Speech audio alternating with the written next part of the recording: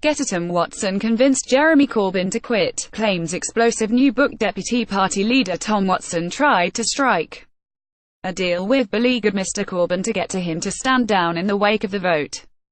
The revelations come in extracts from the book 10 Years in the Death of the Labour Party by Tom Harris, the Labour MP for Glasgow South, and the book claims MPs were angry at the electoral negativity the party leader seemed to generate, and Mr Harris says Deputy Leader Mr Watson was the only person who could have convinced Mr Corbyn to stand down. In early July 2016, a staggering 172 of his 229 MPs voted against his continued leadership, and this is when Mr Watson decided to step in. A meeting between the two was requested, but the leader's team rejected it for fear Mr Watson could bully Jeremy into a decision he would regret, reports Mr Harris.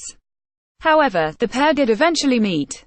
According to Mr Harris's book, which is serialized in The Telegraph, Watson was, above all else, a deal maker, and in the week following the vote of no confidence, he tried to do a deal with Corbyn. Mr Corbyn seriously considered stepping aside for Mr Watson, but he only changed his mind because Angela Eagle announced she had decided to run against him.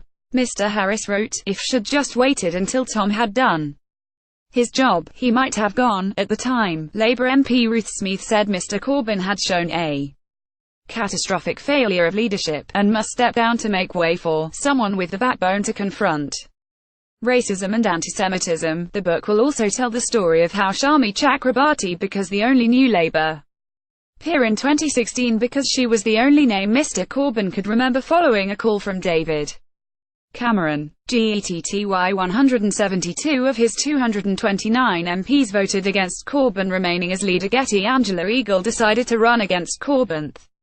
Book reveals Labour had drawn up a list of 6 candidates for peerages, including Ms Chakrabarti, despite Mr Corbyn's opposition to the House of Lords.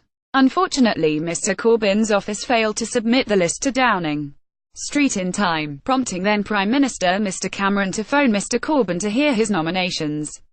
Mr Harris claims the only name Corbyn could remember off the top of his head was that of Chakrabarti, who was duly added to the list of new peers, the only Labour nomination in 2016. Express.co.uk have approached the Labour Party for comment on the claims.